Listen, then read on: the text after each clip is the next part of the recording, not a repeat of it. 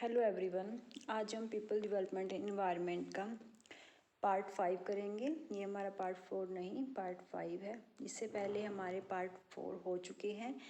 ये हमारे पेपर 1 की यूनिट 9 है। तो चलिए स्टार्ट करते हैं।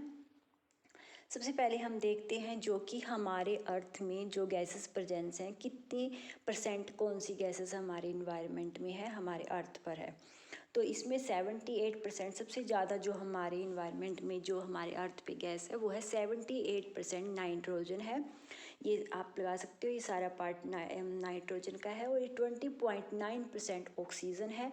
और जो ये और लेयर्स हैं, ये और पार्ट है, इनमें है अदर गैसेस, जिसपे जब आर्गन है 0.90 एंड कार्बन डाइऑक्साइड है 0.03। तो इस प्रकार ये अदर गैसेस हैं। तो जो मेनली गैसेस हैं वो नाइट्रोजन ज़्यादा है 78% and oxygen is 20.9। Other gases में आएंगे 0.17 और ऑर्गन है 0.90 एंड कार्बन डाइऑक्साइड है 0.03%। ठीक है। तो आज हम देखते हैं एयर पोल्यूशन के टाइप्स, जिसको हम 2 पार्ट्स में करते हैं डिवाइड। जैसे प्राइमरी सेकेंडरी पोल्यूटेंट होते हैं। तो हम देखते हैं प्राइमरी कौन से होते हैं। सबसे पहले थोड़ा सा माइंड में ध्यान रखना है कि प्राइमरी होते हैं जो डायरेक्ट हमारे जो इन्वायरमेंट में आ रहे हैं, और जो सेकेंडरी होते हैं जो इनके जो हमारे वो डायरेक्ट नहीं आते, लेकिन जो कंबाइन होकर ऊपर जो एक कॉम्बिनेशन होकर जो गैसेस बनती हैं जो ऊपर की लेयर में चली जाती हैं, वो हमारी सेकेंडरी पोल्यूटेंट होते हैं। जैसे हम आगे जान लेंगे। प्राइमरी पोल्यूशन क्या होता है। प्राथमिक प्रदूषक वे तत्व हैं जो सीधे एक प्रक्रिया से उत्सर्जित हुए हैं। जैसे कोई भी मतलब कि जो डायरेक्ट होते हैं, जैसे ज्वालामुखी विस्फोट से राख होना, मोटर गाड़ी से जो डायरेक्ट हमारा वो धुआं फेंक रही है, कार्बन मोनोऑक्साइड गैस होती है, कारखानों से निकलने वाली सल्फर डाइऑक्साइड होती है। द्वितीय प्रदूषक होते हैं जो सीधे उत्सर्जित नहीं होते। जो डायरेक्ट हमारे उत्सर्जित हो रहे हैं वो होते हैं प्राइमरी, और जो डायरेक्ट नहीं होते वो होते हैं सेकेंडरी। अब प्राइमरी देख लेते हैं। Primary pollutant enter the atmosphere directly from the source. Some important pollutants कौन कौन से हैं हमारे जो प्राइमरी में आते हैं। जैसे सस्पेंडेड पार्टिकल मैटर होते हैं SPM, oxides of carbon, hydrocarbons, methane, sulphur oxides, SO, nitrogen oxide, NO, CFC and lead. तो ये होते हैं हमारे कुछ जो हमारे प्राइमरी पोल्यूटेंट हैं। अब देखते हैं हम सेकेंडरी पोल्यूटेंट कौन से होते हैं। जैसे स्मोग का हर्ट, स्मोग हम कहते हैं जैसे धुएं, और कोहरे का जो मिला जुला रूप होते हैं उसे कहते हैं स्मोग। जो धुएं और कोहरे जो उसको बोलते हैं, जब इनका मिक्सचर होता है तो उसको बोलते हैं स्मोग। किसी क्षेत्र में दम कोहरा और वहाँ वैध मात्रा में कोयले का दहन के परिणाम है, और यह धुएं और सल्फर डाइऑक्साइड के मिश्रण द्वारा उत्पन्न होता है। ओजोन यह वायुमंडल की ऊपरी सतह पर पाई जाती है। ठीक है। प्राथमिक प्रदूषकों की परस्पर क्रिया और प्रतिक्रिया द्वारा निर्मित प्रदूषकों को, ठीक है ना, जो प्राइमरी पोल्यूटेंट हैं और जो उनके द्वारा जो एक रिएक्शन होता है जो हमारे इन्वायरमेंट में, उससे जो निर्मित होते हैं वो हमारे होते हैं सेकेंडरी पोल्यूटेंट, द्वितीयक। ठीक है। उदाहरण जैसे ओजोन और माध्यमिक कार्बनिक जो एरोसोल होते हैं, ये हमारे सेकेंडरी पोल्यूटेंट में आते हैं। Secondary pollutants are not directly emitted from source. वो डायरेक्टली सोर्स से एमिट नहीं हो रहे हैं, बस एक रिएक्शन हो रहा है जो हमारे आपस में जो भी गैसेस जो प्राइमरी जो पोल्यूटेंट हो रहे हैं उनको मिलकर जो भी हमारे आगे कॉम्बिनेशन होकर या फिर कैसे रिएक्शन होकर जो पैदा हो रहे हैं गैसेस, वो हमारी सेकेंडरी पोल्यूटेंट में आते हैं। These pollutants are formed as a result of chemical reaction between primary pollutant. ठीक है। जो केमिकल रिएक्शन होता है किसके बीच में, primary pollutant of sunlight, sulphates, nitrate और organic particles can be transport over large distance such as 100 and even 1000 of kilometre. Example sulphur dioxide और स्मोक फॉर्मेशन। ठीक है। ये होते हैं हमारे सेकेंडरी पोल्यूटेंट्स। अब देखते हैं हम एसिड रेन। हमेशा सुनते हैं कि एसिड रेन होती है। एसिड रेन क्यों होती है और कैसी होती है। एसिड रेन क्या है, इसका कारण यह है कि पृथ्वी के वायुमंडल में सल्फर डाइऑक्साइड और नाइट्रोजन ऑक्साइड जल के साथ क्रिया करके नाइट्रिक अम्ल और गंधक का तेजाब बन जाता है। कि जो हमारे इन्वायरमेंट में जो सल्फर डाइऑक्साइड गैसेज हैं और जो नाइट्रोजन ऑक्साइड है, ये जल के साथ क्रिया करके एक नाइट्रिक अम्ल और गंधक बना देते हैं, जिससे एसिड रेन होती है। जो वायु में सल्फर डाइऑक्साइड और नाइट्रोजन ऑक्साइड की जो मात्रा, जैसे पोल्यूशन जो हमारी है हैं पोल्यूशन सल्फर डाइऑक्साइड और नाइट्रोजन डाइऑक्साइड, कि जब इनकी मात्रा काफ़ी, ये पोल्यूशन काफ़ी मात्रा में बढ़ जाती है तो वायु प्रदूषित हो जाती है। और ये प्रदूषण क्या होते हैं, वायु में उपस्थित जलवाष्पीय से विक्रिया कर सल्फ्यूरिक अम्ल तथा नाइट्रिक अम्ल का निर्माण करते हैं, जो वर्षा के जल के साथ मिलकर पृथ्वी पर अम्ल वर्षा के रूप में बरसते हैं। तो यही है, जब इन्वायरमेंट में हमारे कोई भी पोल्यूशन हो रहा हो, किसी न किसी तरीके से तो इफेक्ट कर ही रहा है हमारे इन्वायरमेंट को, और ये एसिड रेन भी उसका ही एक अफेक्ट है हमारे पोल्यूशन का। यही जब बहुत ही ज़्यादा मात्रा में पोल्यूशन बढ़ जाता है तब ये एक जो अभिक्रिया करने, मतलब कि जलवाष्प से जो हमारी रेन होती है उसके साथ अभिक्रिया करके तो फिर जब वो बारिश होती है तो वो अम्ल वर्षा के रूप में बरसती है, उनमें मिक्स हो जाती हैं ये गैसेज या लगा लो ये पोल्यूशन, तो उससे होता है एसिड रेन। उद्योगों और वाहनों में प्रयोग होने वाले पेट्रोलियम से निकलने वाली गैसें, जो भी हमारे जो में इंडस्ट्रीज़ में जो जिसकी वजह से पोल्यूशन हो रहा है, हमारे जो व्हीकल चल रहे हैं डेली उनसे निकलने वाली जो गैसें होती हैं जैसे सल्फर डाइऑक्साइड और नाइट्रोजन ऑक्साइड के प्रभाव से तेजाबी बारिश। इसके अलावा कोयला के दहन से भी सल्फर निकलता है जो वर्षा के पानी को प्रभावित करता है। तो इस तरह हम देख सकते हैं कि कितना नुकसानदायक होता है हर तरीके से हमारे इन्वायरमेंट में पोल्यूशन, जो कि हम ये हमारा डेली में हो रहा है। डेली जो हमारी जैसे हम कह सकते हैं कोई भी हमारे उद्योग चल रहे हैं, ठीक है, इंडस्ट्री चल रही है, जो भी हमारे वाहन हैं, व्हीकल हैं, डेली में हम इतना पोल्यूशन कर रहे हैं। Acid rain is caused by chemical reaction that begin when compound like sulfur dioxide and nitrogen oxide are released into the air, ठीक है। These substances can rise very high into the atmosphere where they mix and react with, जो ये उसमें mix हो जाते हैं हमारे atmosphere में और फिर ये रिएक्ट करते हैं किसके साथ, water, oxygen and other chemicals to form more acidic pollutant known as acid rain. Acid rain बन जाती है, ठीक है। तो जब ये एक उनके साथ मिल जाती हैं, मिक्स हो जाती हैं और फिर एसिड रेन के रूप में बरसते हैं। Acid rain can be extremely harmful to forest, ये हमारे जंगलों के लिए भी हार्मफुल है। Acid rain that seeps into the ground can dissolve nutrients such as जैसे magnesium and calcium that trees need to be healthy. Acid rain also cause aluminium to be release into the soil which makes it difficult for trees to take a water. तो ये हमारे forest, हमारे trees, हर किसी के लिए ये नुकसानदायक होती है एसिड रेन, ठीक है। आगे है government initiative to control air pollution. Air pollution को कंट्रोल करने के लिए जो इनिशिएटिव लिए हैं हमारी गवर्नमेंट ने वो कौन से हैं वो देखते हैं। जो हमारे सिलेबस के अकॉर्डिंग है, मैं उसके अकॉर्डिंग ही करा रही हूँ। जो हमारे इनिशिएटिव है कंट्रोल एयर पोल्यूशन के, तो वो कौन कौन से हैं। केंद्र सरकार ने केंद्रीय प्रदूषण नियंत्रण बोर्ड के तहत सार्वजनिक सूचना के लिए राष्ट्रीय वायुमंडल गुणवत्ता सूचकांक नेशनल एयर क्वालिटी इंडेक्स को जारी किया है। The national air quality index NAQI जो शॉर्ट फॉर्म, इसकी फुल फॉर्म ध्यान रखनी है। NAQI की फुल फॉर्म है the national air quality index. वो जो लॉन्च हुआ था, ये was launched on 17 October 2014 to disseminate information on air quality in an easily understandable form for the general public. The measurement of air quality is based on the pollutant mention as follow. तो ये हमारे जो environment में जो भी pollution है उनको एक इंडेक्स तैयार किया गया एयर क्वालिटी की जांच करने के लिए कि किस तरीके से हम हमारे इन्वायरमेंट में कौन सा पोल्यूशन ज़्यादा बढ़ रहा है, उसको किस तरीके से कंट्रोल करना है। तो इन सब का एक मेजरमेंट करने के लिए बनाया गया। जैसे ये हमारे कुछ मैटर जो भी पोल्यूटेंट हैं कौन कौन से हैं इनमें, जैसे PM10 है पार्टिकुलेट मैटर, PM2.5 है पार्टिकुलेट मैटर, NO2 है, SO2 है, CO है, ओजोन है, एमोनिया है, लेड है। तो ये सब है जिनकी जांच करने के लिए किया गया। और the AQI is classified among with one of the following 6 categories में। इसको किस तरीके से मतलब कि मेजर करते हैं एयर इंडेक्स को, तो वो देखा गया है। एयर क्वालिटी इंडेक्स को किस तरीके से मेज़र करते हैं, तो इस तरीके से उन्होंने कुछ पॉइंट दिए। जैसे गुड को अगर हमें मेज़र करना है कि हाँ अच्छी है हवा या एयर क्वालिटी बेस्ट है, अच्छी है, गुड है, तो 0 से 50 के बीच में है। सेटिस्फैक्टरी कि हम संतुष्ट हैं, चलो ठीक है। 51 to 100 है, मॉडरेटली पोल्यूटेड है, तो वो है 101 से 200 के लिए। पुअर है तो 201 से 300 है। और वेरी पुअर में अगर आएगी बिल्कुल बेकार हो गई है 301 से 400। और सेवरल हो गई गई भी, जहाँ हम बहुत ही मतलब कि कह सकते हैं बहुत ही बेकार या हम सैब्रर है, बहुत ही टफ जो मतलब कि देख सकते हैं, जो हमारी सिचुएशन बहुत मुश्किल होने वाली है उस कंडीशन में जहाँ देखते हैं तो वो 401 से 500 के बीच में। The formation of the index was initiative under स्वच्छ Bharat mission.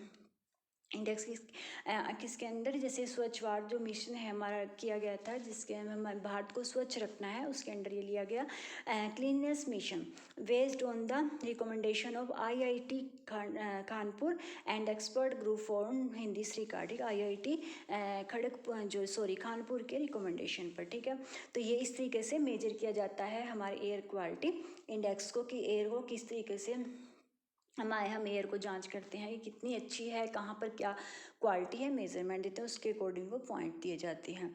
National ambient air quality standard, अब हमें देखना है 28 अक्टूबर 2020 को लॉन्च किया गया यह नया डैशबोर्ड भारत में राष्ट्रीय प्रवेशी वायु गुणवत्ता मानकों national ambient air quality standard NAAQS is full form is national ambient air quality standard. Full form हमेशा माइंड में रखनी होती है और शॉर्ट फॉर्म की कई बार इन्हीं से क्वेश्चन बन जाते हैं, क्योंकि ये किया गया 28 अक्टूबर 2020 को, कि एक व्यापक तस्वीर प्रदान की जो राष्ट्रीय वायु गुणवत्ता निगरानी कार्यक्रम के अंतर्गत आता है।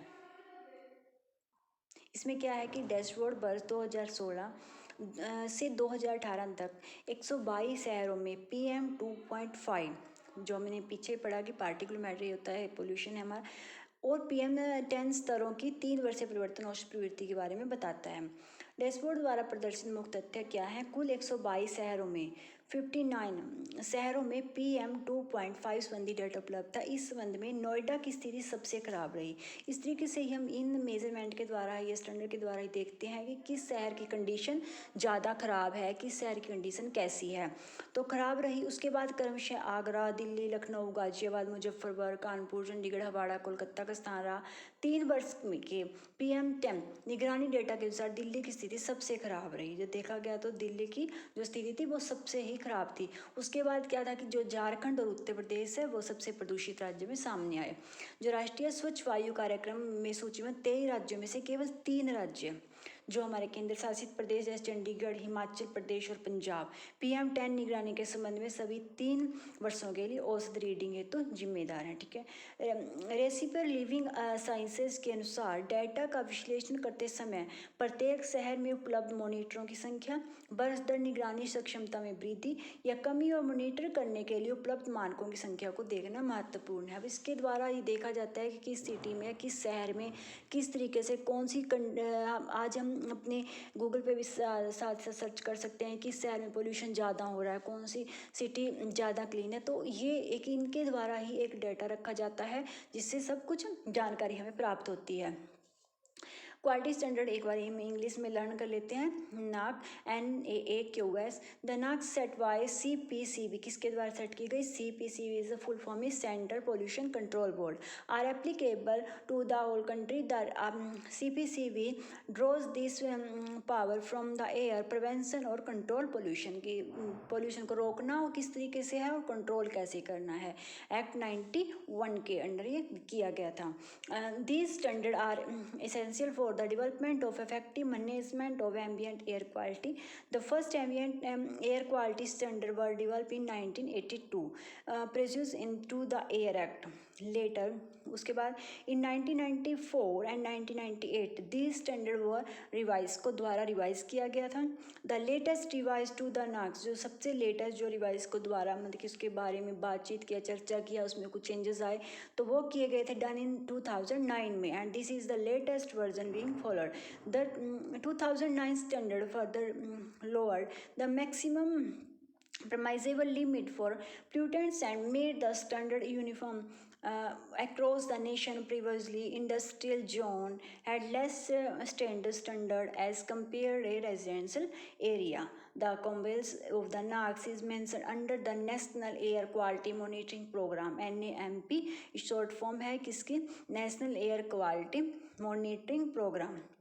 NAMP is implemented by CPC द्वारा ही ये इम्प्लीमेंट किया गया था। तो ये है नाक, इसमें जो ये है हमारे 12 पोल्यूटेंट, ये हमने उसमें ये पढ़ा, यही और इसमें कौन कौन से जो लिए गए हैं हमारे पोल्यूशन, तो वो हैं देखो, पार्टिकुलेट मैटर्स 10 और particulate matter 2.5, nitrogen dioxide NO2, sulphur dioxide SO2, carbon monoxide CO, ozone O3, ammonia NH3, lead PV, benzene बेंजोरियम, आर्सेनिक और निकल। तो ये कुछ हमारे पोल्यूटेंट है जिसको इसमें लिया गया। उसके आगे है हमारा system of air quality and weather forecasting. अब जैसे हम आज मौसम के बारे में जान लेते हैं, बारिश के बारे में जान लेते हैं, सब पता चल जाता है हमें, तो वो कैसे इन इंडेक्स या इनके तहत ही हम जान पाते हैं।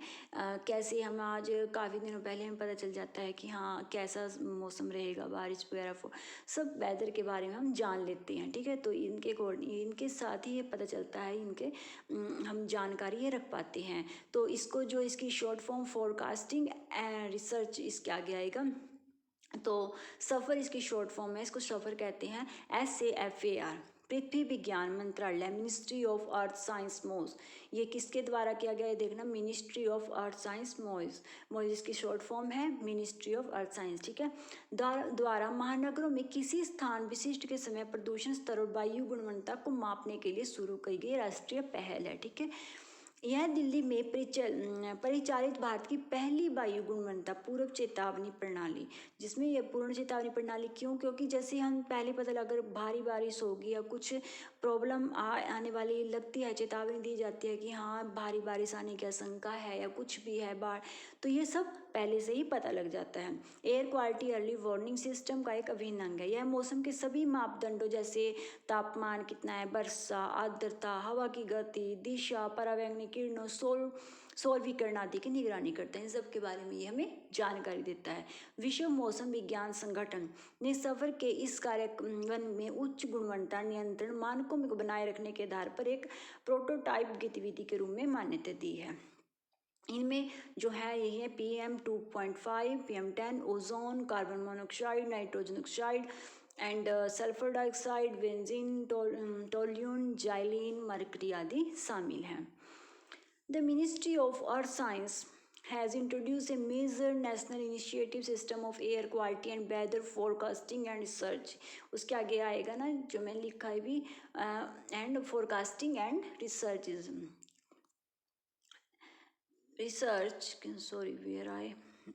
known as SAFAR for greater metropolitan cities of India to provide location specific information on air quality in real time and its forecast 1-3 days in advance for the first time in India. It has been combined with the early warning system of weather parameters. The SAFAR system is developed by the किसके द्वारा develop किया गया है, ध्यान रखना है कि Indian institute of tropical metropolitan Pune द्वारा इसको, ये ध्यान रखना कि किसके द्वारा इसको किया गया, the Indian institute metropolitan Pune द्वारा, ठीक है, डेवलप किया गया था इसको। भारत स्टेज नॉर्म्स, कुछ नॉर्म्स होते हैं जो हमारी सरकार ने लिए हैं अब पोल्यूशन को कंट्रोल करने के लिए, तो वो क्या है, भारत स्टेज उत्सर्जन मानक, Bharat stage emission standard BSEC Bharat सरकार द्वारा स्थापित उत्सर्जन मानक हैं जो आंतरिक दहन इंजनों, स्पार्क इग्निशन इंजनों जिन्हें मोटर वाहन शामिल हैं द्वारा उत्सर्जित वायु प्रदूषकों की मात्रा को विनियमन करते हैं और मानकों के लागू किए जाने की समय सीमा का निर्धारण पर्यावरण वन मंत्रालय जलवायु परिवर्तन के तहत केंद्रीय प्रदूषण नियंत्रण बोर्ड द्वारा किया जाता है। देखो हमारी सरकार काफ़ी जो है एक स्टेप उठा रही है एक कंट्रोल करने के लिए पोल्यूशन को। जैसे अब यही कर दिया जाता है कि हाँ 10 साल के बाद जो है कोई भी गाड़ी नहीं चलेगी, क्यों, बिकॉज ऑफ पोल्यूशन। और जैसे कोई भी चेंजेस लाते हैं पोल्यूशन के कारण ही करते हैं। और इवन का कुछ लाया था बीच में, वो भी पोल्यूशन के कारण ही रहा कि कम से कम वाहन चले जिससे पोल्यूशन कम हो। तो एक टाइम समय सीमा का निर्धारण करते हैं हम ये कि हाँ इस टाइम तक ये गाड़ी चलेगी, इससे पुरानी नहीं चलेगी, कुछ भी जो जितना भी हो सके जो भी हमारे लिए ज़रूरी है पोल्यूशन को रोकने के लिए वो सभी स्टेप उठाती है सरकार। तो वो उनके नॉर्म्स देखने हैं हमें कैसे क्यों करते हैं क्या है। जैसे भारत सरकार ने 2016 में घोषणा की कि BS5 मानकों को लागू करने की बजाय 2020 में पूरे देश में सीधे BS6 मानकों का अपनाया जाएगा। ये हमने देखा है कि बीच में जो पहले BS4 चल रही थी, जितने भी गाड़ियाँ थी या फिर जो भी थे व्हीकल्स, तो भी एकदम से 5 नहीं लाया गया, सीधा 6 लाया गया। क्यों लाया गया? क्योंकि पोल्यूशन को वो कम कि जो हमारी ये टॉक्सिक गैसेस निकलती हैं उनमें काफ़ी कंट्रोल आया है इसकी वजह से। तो इसके कारण जो फिफ्थ नहीं लाया गया, सीधा ही 6 को अपनाया गया। बढ़ते प्रदूषण को देखते हुए 15 नवंबर 2017 को भारत में पेट्रोलियम मंत्रालय ने सार्वजनिक तेल विपणन कंपनियों के साथ परामर्श करके यह निर्णय लिया कि राष्ट्रीय राजधानी क्षेत्र दिल्ली में BS6 ग्रेड वाहन ईंधनों को 1 अप्रैल 2020 के बजाय 1 अप्रैल 2018 से ही लाया जाएगा। ठीक है। दिल्ली के वायु प्रदूषण को भारी समस्या के कारण पेट्रोलियम मंत्रालय ने तेल विपणन कंपनियों को इस बात की संभावना का पता लगाने को कहा गया था कि क्या 1 अप्रैल 2019 से पूरे राष्ट्रीय राजधानी क्षेत्र में BS6 वाहन ईंधनों को लागू किया जा सकता है या नहीं। हाल ही का इस निर्णय से वाहन निर्माता कंपनियों को खलबली मच गई, क्योंकि उनकी योजना तो BS6 वाहनों को उत्पादन 2020 शुरू करने की थी, क्योंकि पहले उनकी यही निर्णय था कि 2020 में शुरू करेंगे, लेकिन सरकार की ये थी कि दिल्ली में जहाँ पर सबसे ज़्यादा पोल्यूशन है कि वहाँ पर 2018 में ही ये शुरू कर दी जाए। दुबैया ने 2 स्ट्रोक इंजनों को चरणबद्ध तरीके से हटाने, मारुति 800 के उत्पादन को बंद करने, इलेक्ट्रॉनिक नियंत्रण की शुरुआत वाहनों को उत्सर्जन से संबंधी नियमों के कारण हुआ। इसीलिए जितने भी जो ऑटो रिक्शा या ये चलाए गए वो क्यों बैटरी पे यही चलाते हैं ना, इलेक्ट्रॉनिक क्यों चलाए गए? इसीलिए क्योंकि पोल्यूशन के कारण उनको पुराने ये बैटरी वाले लाए गए। हाल ही का यह मानक प्रदूषण के स्तर को कम करने में मदद करते हैं, पर इनको लागू करने में प्रयुक्त बेहतर तकनीक वाहनों ईंधनों के मूल्य वृद्धि का कारण बनती है। ठीक है। हाल ही का यह वृद्धि वायु प्रदूषण के कारण होने वाली बीमारियों में आई कमी, इसके परिणामस्वरूप सार्वजनिक स्वास्थ्य सेवाओं की लागत में हुई बचत द्वारा संयोजित होती है। वायु प्रदूषण के संपर्क में आने से जो श्वसन और हृदय रोग हो सकते हैं, जिनके कारण 2010 में लगभग 6.2 लाख लोगों की मृत्यु का अनुमान है। तो इसीलिए ये इसमें ये तो था कि हाँ, थोड़ा ईंधनों में जो भी वाहन थे इनमें थोड़ी तेजी तो आई थी हर चीज़ के रेट में, तो पर इसका यही था कि पर जो बीमारियां हो रही थी हमारे देश में 2010 में जैसे लिखा गया कि 6.2 लोगों की मृत्यु हो चुकी थी एक पोल्यूशन के कारण, उनमें थोड़ा रुकावट आई, उनको रोका कम किया करने की कोशिश थी। Bharat stage of BS emission, एक बार इंग्लिश में लर्न कर लेते हैं। Bharat stage of BS emission standard are government initiated emission standard that all motor vehicle have to comply with if they are to be sold and driven in India. Currently, all new vehicles sold and registered in India should be compliant with the BS6 iteration of emission standard. ठीक है। BS जो 6 जो है mission norms have been implemented from the year 2020 से किया गया। ठीक है। Sulphur in the fuel contributed to fine particulate matter emission. High sulphur content in the fuel also leads to corrosion and wear to automobile engine. जो पर ये जो sulphur थी, जो ये भी जो गैसेस कंट्रीब्यूट कर रहे थे पार्टिकुलर मैटर जो होते हैं, इससे हमारे जो वाहन चलते हैं उसके, तो पर जो BS जो 6 लाया गया, इसके फ्यूल से क्या हुआ, for every 1 kilometre A car will emit 80% less particulate matter, कि 1 किलोमीटर 80% जो लेस कमी आई, जो पार्टिकुलेट मैटर था उसके निकलने में, जो धुआं था, जो भी मतलब कि टॉक्सिक गैस थी उसमें कमी आई। नियरली 70% और 70% के आसपास नाइट्रोजन ऑक्साइड में कमी आई थी। Air pollution in BS6 fuel are much less are compare to BS4 fuel. जो BS4 फ्यूल की बजाय जो BS6 था उसमें काफ़ी कमी आई थी, काफ़ी सुधार हुआ, मतलब कि हमारे इन्वायरमेंट में जो टॉक्सिक गैसेस कम होने में। तो ये थे हमारे कुछ इन्वायरमेंट के जो गवर्नमेंट नॉर्म्स के लिए थे, जो भी था। तो इससे आगे जो भी होगा वो हम कर लेंगे। तो आज की यही वीडियो थी। Thank you. अगर आपको अच्छी लगे तो प्लीज़ सब्सक्राइब कर दिया करो, लाइक में भी।